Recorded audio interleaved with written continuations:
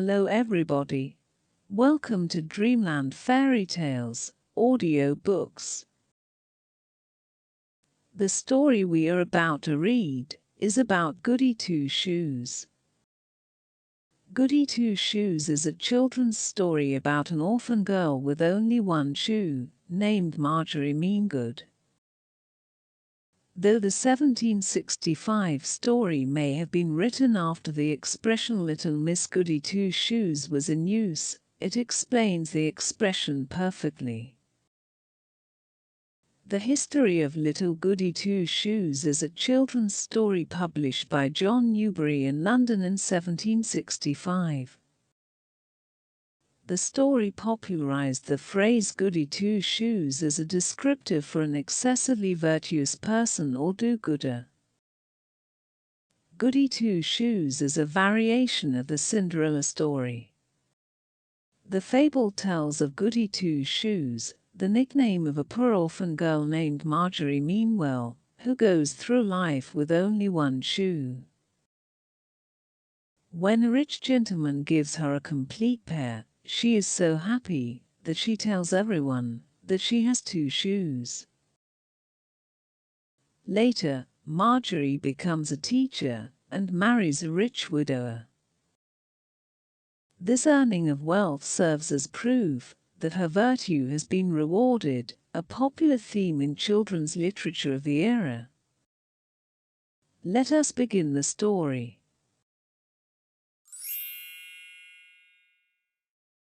In the reign of good Queen Bess, there was an honest, industrious countryman named Meanwell, who, living under a hard landlord, was cruelly turned out of his little farm, which had enabled him to support a wife and two children, called Tommy and Margery.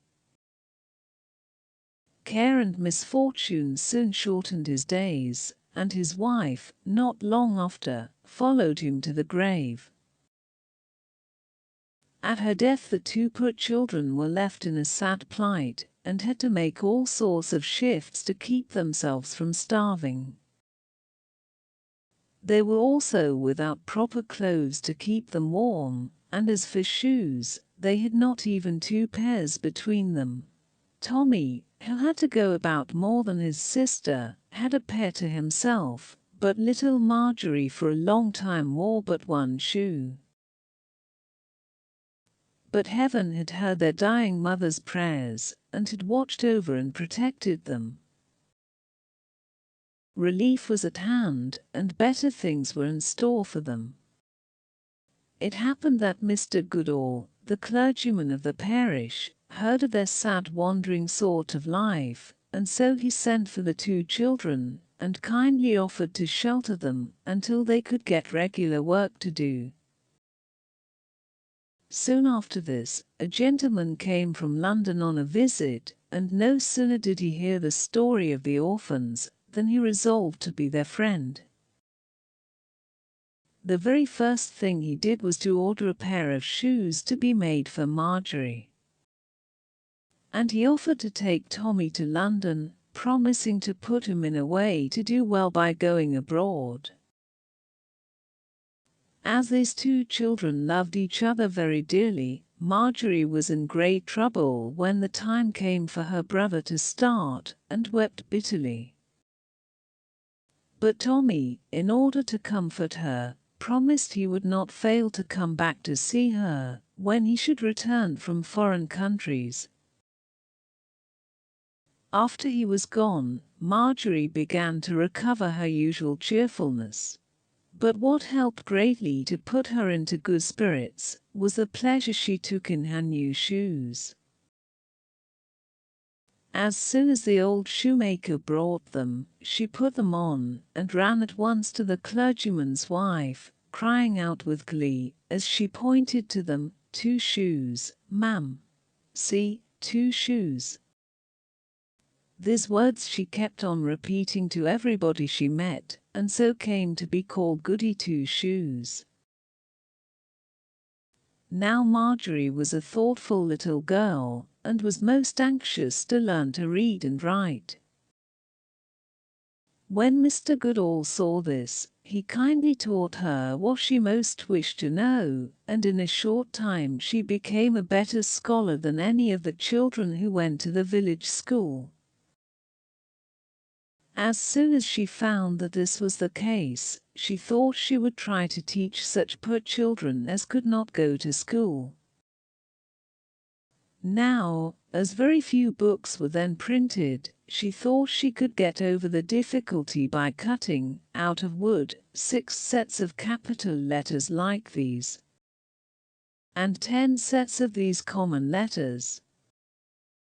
When, after much pains and trouble, she had finished all these wooden letters, she managed to borrow an old spelling book, and, with the help of this, she made her playmates set up the words she wished them to spell. One day, as Margery was coming home from the next village, she met with some wicked idle boys, who had tied a young raven to a staff, and were just going to throw stones at it. She offered at once to buy the raven for a penny, and this they agreed to. She then brought him home to the parsonage, and gave him the name of Ralph, and a fine bird he was. Madge soon taught him to speak several words, and also to pick up letters, and even to spell a word or two. Some years before Margery began to teach the poor cottagers' children, Sir Walter Weldon, a wealthy knight, had set up an elderly widow lady in a small school in the village. This gentlewoman was at length taken ill, and was no longer able to attend to her duties. When Sir Walter heard of this, he sent for Mr. Goodall, and asked him to look out for someone who would be able and willing to take Mrs. Gray's place as mistress of the school. The worthy clergyman could think of no one so well qualified for the task as Margery Meanwell, who, though but young, was grave beyond her years, and was growing up to be a comely maiden, and when he told his mind to the knight, Margery was at once chosen. Sir Walter built a larger schoolhouse for Margery's use, so that she could have all her old pupils about her that liked to come, as well as the regular scholars. From this time, no one called her Goody Two Shoes, but generally Mrs. Margery, and she was more and more liked and respected by her neighbours. Soon after Margery had become mistress of the school, she saved a dove from some cruel boys, and she called him Tom, in remembrance of her brother now far away, and from whom she had heard no tidings.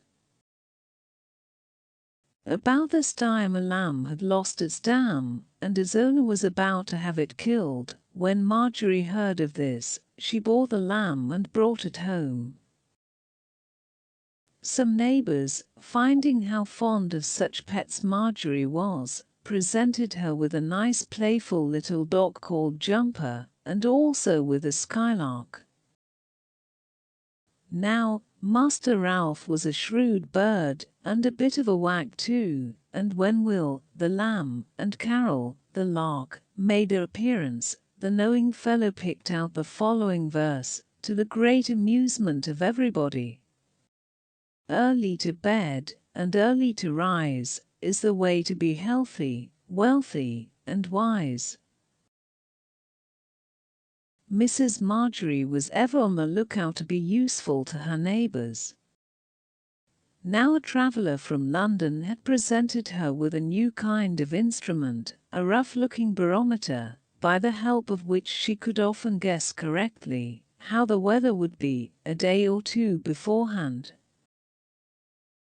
This caused a great talk about the country, and so provoked were the people of the distant villages at the better luck of the Mouldwell folks, that they accused Mrs. Margery of being a witch, and sent old Mickey Noodle to go and tax her with it, and to scrape together whatever evidence he could against her. When the wiseacre saw her at her school door, with her raven on one shoulder and the dove on the other, the lark on her hand, and the lamb and little dog by her side. The sight took his breath away for a time, and he scampered off, crying out, "A witch, a witch, a witch!" She laughed at the simpleton's folly, and called him jocosely a conjurer for his pains. But poor Mrs. Margery did not know how much folly and wickedness there was in the world, and she was greatly surprised to find that the half-witted Nicky Noodle had got a warrant against her. At the meeting of the justices, before whom she was summoned to appear, many of her neighbours were present, ready to speak up for her character if needful. But it turned out that the charge made against her was nothing more than Nicky's idle tale, that she was a witch. Nowadays it seems strange that such a thing could be, but in England, at that period, so fondly styled by some the good old times, many silly and wicked things were constantly being done, especially by the rich and powerful against the poor, such things as would not now be borne. It happened that, among the justices who met to hear this charge against Mrs. Margery, there was but one silly enough to think there was any ground for it. His name was Shallow, and it was he who had granted the warrant.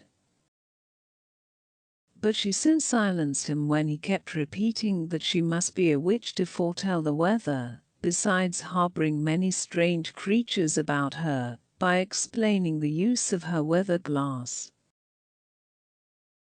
Fortunately her patron, Sir Walter Weldon, was well acquainted with the use of the new instrument.